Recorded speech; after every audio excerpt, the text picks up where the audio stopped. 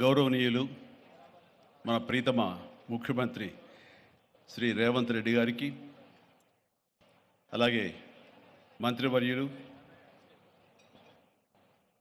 Tourism minister Jupally Krishnarao గారికి, ఇతర శాసనసభ్యులకు, ఎంపీ పార్లమెంట్ సభ్యులకు, మా సీఎం రమేష్ గారికి, ఇతర ఆహ్వానితులకు, నాయకులకు, మీడియా మిత్రులకు, ఇక్కడ విచ్చేసినటువంటి ఆహ్వానితులకు, అలాగే ఇక్కడ పనిచేస్తున్నటువంటి కార్మికులకు, ప్రతి ఒక్కరికి నా హృదయపూర్వక నమస్కారాలు.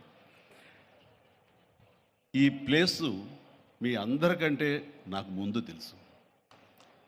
2000 సంవత్సరంలో రామ్దేవ్ ఇది ప్రారంభించినప్పుడు ఇక్కడ కొన్ని మొక్కలు పాంప్లెట్ వేసి మా ఇంటికి తీసుకొచ్చి, మీరు ఇల్లు కడుతున్నారు, ఏదైనా ఉపయోగపడుతుందో చూడండి అంటే వెంటనే ఎంత ముచ్చరేసిందంటే, ఎప్పుడో విదేశాలకు వెళ్ళినప్పుడు నువ్వు ఇలాంటి మొక్కలు, ఇలాంటి కళాకృతులు, ఇలాంటి అద్భుతమైనటువంటి సజీవ శిల్పాలు, జీవం ఉన్నటువంటి ఇలాంటివి చూస్తుంటే ఇలాంటివి మనం తీసుకెళ్ళిపోతే బాగుండే, వాడ షిప్లో తీసుకెళ్తే బాగుండే అని అంత టెంప్ట్ అయ్యేవాడిని. అలాంటిది ఇక్కడ హైదరాబాదులో ఈ శివారుల్లో ఒకటి లభిస్తుందంటే కనుక చాలా ఆనందంగా ఉంటుంది. రామ్దేవ్ ఫస్ట్ ఆఫ్ ఆల్ నేను కూర్చున్న చోట బయట కనపడకుండా నాకు ఏదైనా ఫెన్సింగ్ లాగా ఉండాలి, అలాంటి గుబురుగా ఉండకూడదు అంటే అక్కడ చక్కగా కొమ్మల్ని ఒక ఫెన్సింగ్ లాగా అల్లి పైన మాత్రం గ్రీన్ ఉండేలాగా పెద్ద స్క్రీన్ చేశాడు. అది ఇప్పుడు చూస్తుంటే కనుక ఎంత బాగుంటుందంటే బయట నుంచి చూసేవాళ్ళకి నేను జైల్లో ఉన్నట్టు ఉంటుంది, అన్ని కటకటాల్లాగా ఉంటుంది.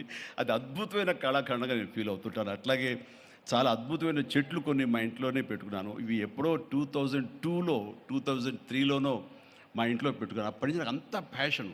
ఆ తర్వాత ప్రతి క్షణం ఈయన ఎదుగుదలను చూస్తూ వచ్చాను.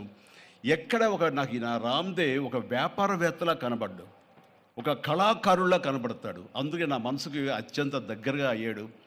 ఆ తర్వాత ఏదైనా వస్తే కనుక చూస్తారా మొక్కలు అంటే, ఇదివరకంటే ఏదో వేలల్లోనో లక్షల్లోనూ చెప్పేవాడు, ఇప్పుడు కోట్లలో ఉందంట కదయ్యా. ఇప్పుడు నా సంపద అంతంత మాత్రమే ఉంది, కొనలేనేమో అన్నారు. కానీ చూడండి సార్, వస్తే మీరే టెంప్ట్ అవుతారు.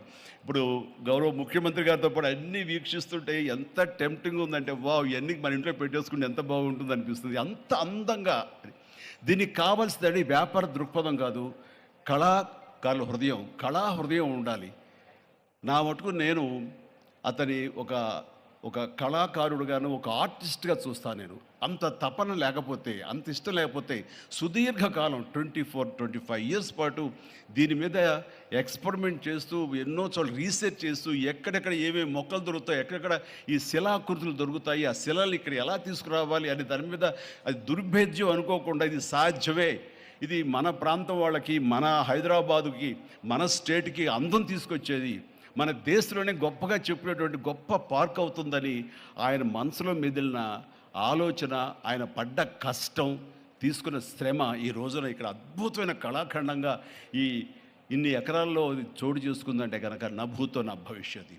ఎవరైనా సరే అంత డబ్బులుంటే కనుక ఏం వ్యాపారం చేద్దాం, ఇంత స్థలం ఉంది కదా, దీన్ని ఎలా రియల్ ఎస్టేట్ చేద్దాం, దీన్ని ఏదో గవర్నమెంట్ వాళ్ళ మన్నలతో వాళ్ళ పర్మిషన్లతో తీసేసుకుని అక్కడ మనం మల్టీ స్టోరీ పెట్టుకుంటే ఆయన జీవితం కాదు కదా, తరతరాలుగా నిలిచిపోతాడు. అలా కాకుండా ఆయన కేవలం ఒక లోపల ప్యాషన్, చిన్నప్పటి నుంచి కాలేజీ రోజులో చదివే దగ్గర నుంచి, ఆర్ట్ కాలేజీలో చదువుతున్న దగ్గర నుంచి కూడా ఆయన మదిలో ఉన్నటువంటి ఆయన బ్రెయిన్ చైల్డ్, అలాంటి దాన్ని ఈ రోజున ఈ రూపం తీసుకొచ్చారంటే ప్రతి క్షణం, ప్రతి కార్నర్ ముఖ్యమంత్రి గారు చూసి ఎంత ముచ్చటపడిపోతున్నారంటే అంత ఇంత కాదు.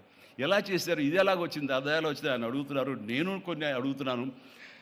అడిగి ఇది షూటింగ్స్కి ఇస్తారా రామ్దేవ్ అని అడిగితే, ఇస్తానండి, కానీ ఫస్ట్ షూటింగ్ మీదైతేనే అన్నాడు. ఇప్పుడు నువ్వు ఆ మాట అన్నావు కదా, ఇప్పుడు కొత్తగా హీరోయిన్ని తీసుకొచ్చి ఆ అమ్మాయితో ఇక్కడ స్టెప్లు వేయాలంటే ఈ ఎండలో ఎలా ఉంటుందేమో తెలియదు, కానీ ఏదో చలికాలం అయినప్పుడు నెక్స్ట్ చలికాలం అయితే చేస్తానయ్యా అన్నాను. ఈలోగా వర్షాలు పడి ఇవన్నీ ఇంకొంచెం పచ్చగా ఉంటాయండి, 1 or 2 ఇయర్స్ లోపల ఇది అద్భుతంగా ఉంటుంది, కంటికి కనువింపుగా ఉంటుంది చెప్పేసి ఆయన చెప్తుంటే కనుక ఐ కుడ్ ఇమాజిన్. అట్లాగే ఇక్కడ వెడ్డింగ్ ప్లాన్ చేసుకోవచ్చు, వెడ్డింగ్స్ కానీ ఇతర రిసెప్షన్స్ కానివ్వండి, పలు ఈవెంట్స్, అలాగే ఐస్కి సంబంధించినటువంటి ఆ స్కేటింగ్ సంబంధించిన చేయాలని ఇలా ఎన్నెన్నో ప్లాన్స్ ఉన్నాయండి. అవన్నీ కూడా చేయగలడు, ఆ సామర్థ్యం ఉంది.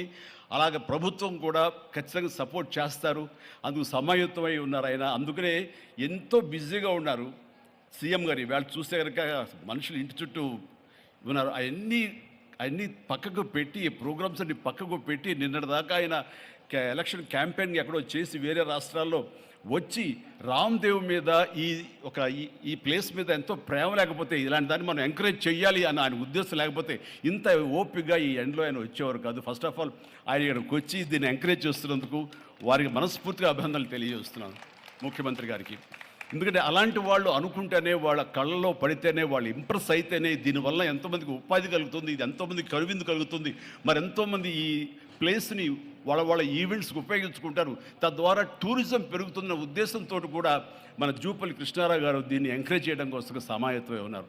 అలా ప్రభుత్వ సహకారాలు దీనికి మెండుగా ఉంటాయని ఆశాభావం వ్యక్తం చేస్తూ, మీరు ఏదైతే కనుక ఊహించారో రామ్దేవ్, అది త్వరలో ఖచ్చితంగా అవుతుంది. ఇవి అద్భుతమైనటువంటి ఒక ల్యాండ్ మార్క్ అవుతుంది, ఒక కళాకృతి అవుతుంది.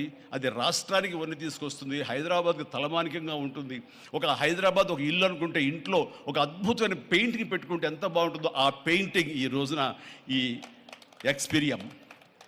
ఎక్స్పీరియన్స్తో నేను చెప్తున్నాను, this will be a beautiful piece of art.